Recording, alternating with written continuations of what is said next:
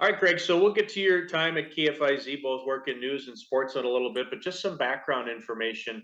Where did you grow up, and when did you know at what point in life you wanted to get into radio? Um, so I grew up on the West Coast in Oregon, and I always wanted to get into sports. I mean, that's the reason I got into radio. I wanted to do play by play. And one thing led to another, and I ended up getting getting into news, and sports was kind of on the side. But I always wanted to get into play by play. I just enjoyed sports. I played sports in school, and that's what got me interested in radio. Where did you go off to college, and then what was your first? Where, and when did you get your first radio gig? So yeah, I went to school. Like I said, I grew up in Oregon.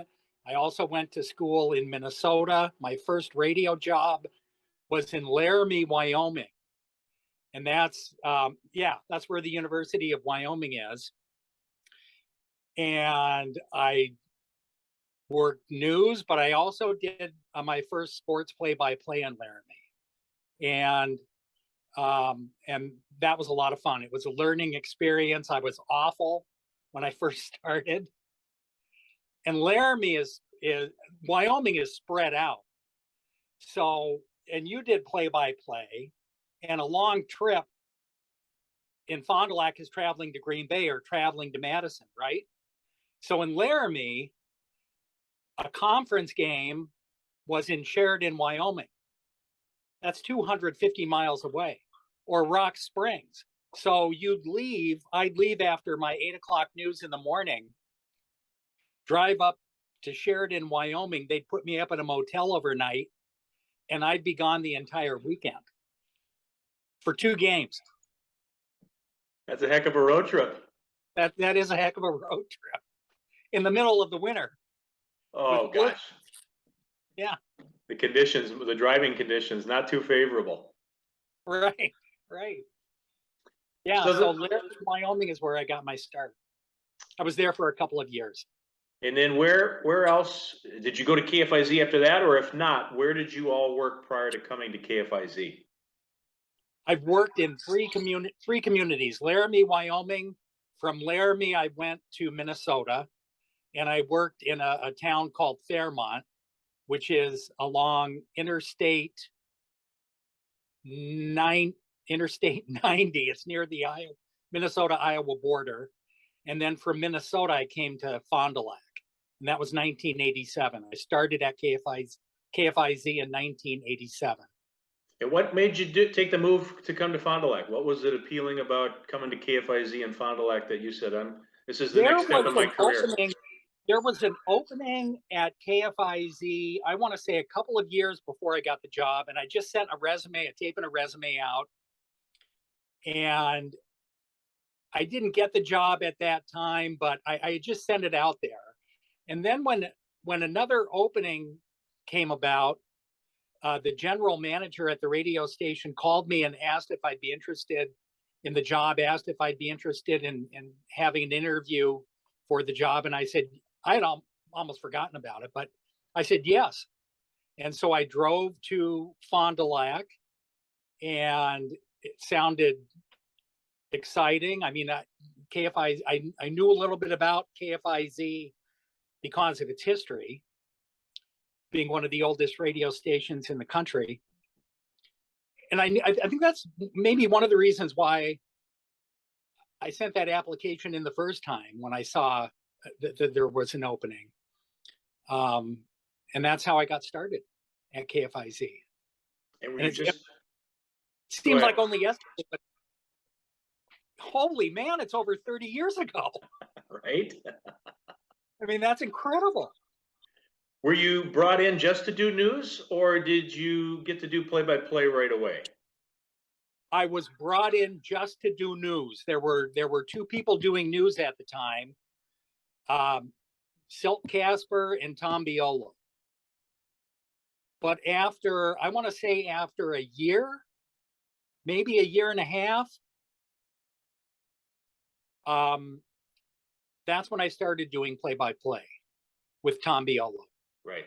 Okay, and we'll get to more on that in just a bit. But your time doing news on KFIZ, and yeah, a long time ago, 30 years. I know the stories probably blend in. Is there anything you remember covering in your almost 10-year career at KFIZ that sticks out from a news perspective? One or two really big news stories from that time. I remember a couple of years there was. This is kind of interesting. I think it might have been the second year I was there. I remember there was a flood, a major flood. And I remember city officials, the public works director, describing it as a 100-year flood. This is something we're never going to see again in our lifetime. And that was probably 1989, maybe, right in that area, late 80s, maybe right around 1990. And they described it as a 100-year flood. And we, of course, know now those flooding events happen almost, it seems like every other year. It's incredible. I remember that. There have been so many different horrific crime stories, unfortunately, that we've covered, that I've covered over the years. And right off the top of my head, I'm trying to think of one big story. I thought you were going to ask me that question.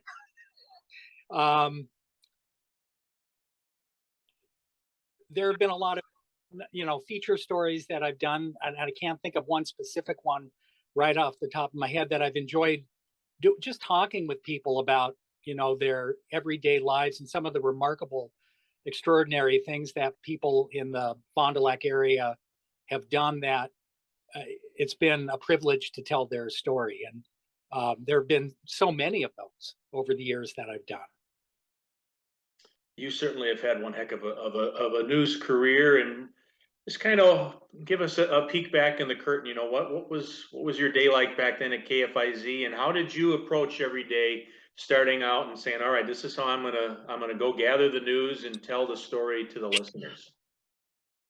Well, I will tell you this, Sean, when I first moved to Fond du Lac, every day I'd walk into the radio station at 5:30 in the morning, and we still had the UPI teletype machine. We still had the reel-to-reel machines and the cart machines. The internet didn't exist back then. So it was completely different. We didn't have cell phones. I think I was one of the first people. I think I was one of the first people in Fond du Lac to have a cell phone in my car. So the days vary. This. I mean, the days vary. Some days, if you get your work done and there's nothing else going on, you can go home a little bit early. But some days you're at work, it seems like all day, and you go home and get a bite to eat, and you come back and there's meetings to cover. Then there's breaking news that happens sometimes late at night. There might be a big fire that you have to cover, or a police standoff, or severe weather. There are so many things that happen news-wise that you never know what. Each day can be different. Getting to call the games with Tom Biolo, what was that experience like? You guys certainly were a couple of characters, and you guys traded off. I always thought that was unique, listening as a kid, and then I had the privilege to work with you. You got your guys' final year together at KFIZ as a producer in studio, and you guys would ping pong. If it was for a football or basketball game, one guy does play-by-play one quarter while the other does commentary, and then vice versa, so on and so forth. So just some of your thoughts on your time calling hundreds of high school football games for the Fizz with Tom. It was outstanding. I loved it. Tom Biolo was a great person. He was my best friend. We loved going on road trips and doing the home games. I don't think either of us could have got through an entire game doing play-by-play I don't think our voices would have held out. I enjoyed switching off. I enjoyed starting out doing the play-by-play. Tom would come in the second quarter or the second period. I'd come back in the third. Tom would come back in the fourth. And it gave a variety to the listeners, but it gave, both of us liked doing play-by-play. Tom was better at color commentary than me. He was an outstanding athlete in high school and in college. He knew sports. I enjoyed sports. We both got better at play-by-play as the years went by, but we enjoyed each other's company. It was just a lot of fun. It was fun. Look, Friday night or whenever the game was, we looked forward to, getting in the station van or getting in his car, putting the equipment in and heading to wherever our destination was going to be, stopping at the pump and pantry to get a bucket of chicken. It would be gone before we got out of Fond du Lac. And heading down the road, Gerald Whitey Toll would be in the back seat. He kept the stats for us all those years, did a great job. It was great to have him along. It was a lot of fun. We had a blast. And certainly you guys took the jobs. Oh, go ahead. So many successful teams, so many great players to cover over the years in all sports that we covered. Great football teams, great football players. I think Corey Raymer was the first player we covered that ended up going on to the NFL. The year where, the Harmson brothers were playing basketball, Adam Zakis, and then they were the best team in the state that year. And Josh Harmson had that unfortunate injury to his ankle, but they had some bad breaks in the state tournament. And then the Deaners came along, and Fond du Lac dominated again in high school basketball, and couldn't quite get it done by capturing the gold ball, but they had some great players. It was fun to watch. You and Tom obviously took the job seriously, but you guys also did have some fun. Weren't there a couple of, when you get to garbage time in a game, maybe, or if some player was coming in that maybe you didn't know or whatever, you guys had a couple of different names that you would use, right? What were those names? How did those come about? Tommy came up with all of those names. I'm going to throw I don't know where he came up with these names. Dorby Mashnerbny, I think, was the most popular name. And if I'm not mistaken, and you would probably know this, I think Dorby played for about 10 years high school basketball for every team in the Fox Valley Association. Is that probably true? Yeah, I think so. Yeah. Wasn't there a Luke Passaway or something like that? Luke Passaway was another one. That was Tom's nickname for me. I don't know where he came up, but he also made the court. Felix Unger from The Odd Couple every now and then would get a bucket or score a touchdown. And these guys played for years. They'd make appearances in the third quarter or the fourth quarter. Yeah, I don't know if people noticed that. I have no idea. I sure did. I always got a laugh sitting back in the studio. Yeah, just silly. It's crazy. So then it was. Well, go ahead. When we'd be up in the broadcast booth, Sean, and one person would be talking, and the other person would be making some crazy face trying to get the other one to crack up, and it usually worked. But we had a lot of fun. I miss Tom. We all miss Tom. Absolutely. Yep. Rest in peace, our good brother. So it was 96 that you guys ended up making the jump to the competition. Is that correct? Early 1996? It was, you know what? It was almost the same. I think it was about the same month in 96 that it was March. I think it was March. And that's when I arrived to Fond du Lac and started at KFIZ. I started at KFIZ in March of '87, and I left in March of '96.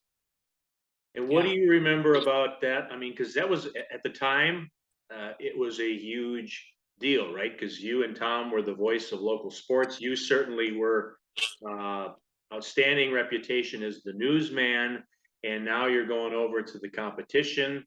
Yeah. And we're going to have who wasn't doing news at the time, wasn't doing local sports at the time. Just this huge shift in Fond du Lac radio history. What do you remember from back in that time and making that decision and just looking back at it now, so many years later? I remember it was a real stressful time, and questioning whether or not I was making the right move. I remember a lot of, talking to my wife a lot, Tommy and I talking. I remember talking to you.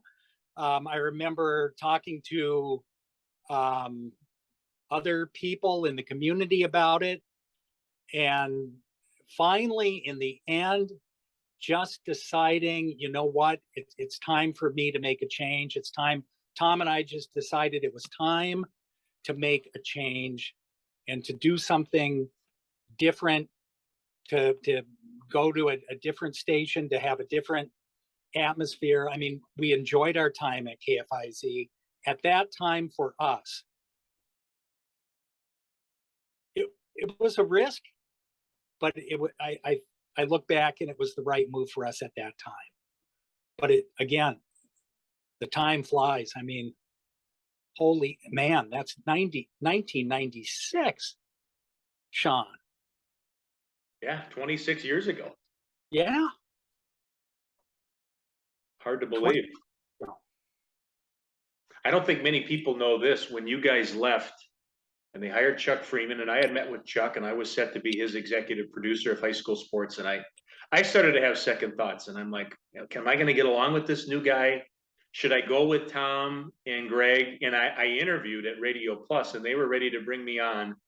And ultimately, I decided to stay at KFIZ. And it's one of those things for you and Tom, you guys made the right decision going. And obviously the career and the life that I've had ever since making that decision, I don't know that we'd be having this conversation. Well, certainly I wouldn't be hosting a series about KFIZ at 100 had I left when I was 16 or 17 years old and gone to the competition. But the opportunities I was able to have, especially with Chuck being one of my biggest supporters and getting me on the air, and I was running the station at 21 years old, and still obviously have a love for that station. But that was just kind of one of those moments I always look back at, gosh, what would have happened had I followed you two guys across the street? Yeah, I know that. Well, we would have loved to have had you at Radio Plus, but again, you look back and sometimes you think these decisions are made to happen the way they happen, and you made the right decision for yourself at that time, and you've had a successful career. And even though you're not in radio now, who knows what your life's path would have been if you had come over. I mean, you just don't know. You make decisions at the time that you feel are best, and you have to stick with them. So, but at the time, it's really stressful. You just don't know. You don't know if you're making the right decision. Right, because then we had a conversation with you in the early 2000s to bring you back, and you gave that serious deliberation. I think you actually had verbally agreed to it and then changed, right? And then you changed your mind. And I remember, yeah, you and I were covering a city council that meeting that night. Fluoride was the big topic, and you and I missed the first half of the meeting. We were at the city county building in like this little cafeteria, and I was trying to talk you out of it, and I could see the stress on you. It was really wearing hard on you. But that's another one that the listeners probably have no idea, that you almost came back home. Yeah. KFIZ. I remember I was going to have Welcome Back Cotter, Welcome Back playing, and we were going to have you on your first time back on the morning show, and wasn't meant to be. And yeah, it was so stressful in the time, but isn't it fun? Here we are 20 years later. We can sit back and laugh about it. Right. Yeah. Yep. It is. And You know, it's interesting that at the time, I mean, there was so much tension. And early on, the first time when Tommy and I left, I think there was a lot of tension between a lot of people, but now it's just completely different than the way it was. And I look back now and I have fond memories of when I worked at KFIZ, and I'm honored that I was part of KFIZ for that decade that I spent there. I'm and I had to make the decision to move from Minnesota to Wisconsin. I mean, that was I enjoyed where I was working in Minnesota at the time. So you have to make those decisions for, you know, professional development, and hope that you're making the right decision when you make them. Two final questions. One, of course, your wife, Peggy Breister, was a long time at the Fond du Lac Reporter. Were Yep. you two collaborating, competitive, both? You know, Right. obviously, you're both in news. Are you fighting for the same stories, or okay, if you get a news tip, you'll share it with her, and vice versa? People have asked me that question. We got into arguments early on in our relationship over news stories. So the answer is no. We just decided we're not going to talk at all about issues like that, because she was a reporter, then later became the editor. And we decided, for the health of our relationship, we're not going to do that. We're not going to go down that road. We both enjoyed covering news, and it just wasn't worth it. So we talked about news, we talked about issues, obviously, that were going on. But if I was working on something that I knew was going to be an exclusive, there was no way I was going to say anything. And she was the same way. Last question, final thoughts. KFIZ at 100, what a legacy.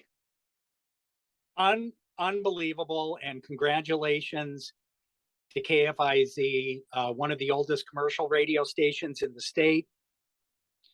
A great radio station, a great, tremendous legacy, tremendous employees that have worked there over the years. One of the first people that I worked with was the legendary Joe Gazer, outstanding announcer. We mentioned Tom Biolo, Sean, working with you when you were there, Wade Bates. All of the people over the years that have worked at KFIZ over the years, people who are working here, not just me, Greg Owens, Terry Davis, worked at KFIZ for many years. It's one of the great radio stations in the state of Wisconsin, and I'm like I said just a few minutes ago, it was an honor to work there. I'm grateful that I was able to work there, and congratulations to KFIZ on 100 years.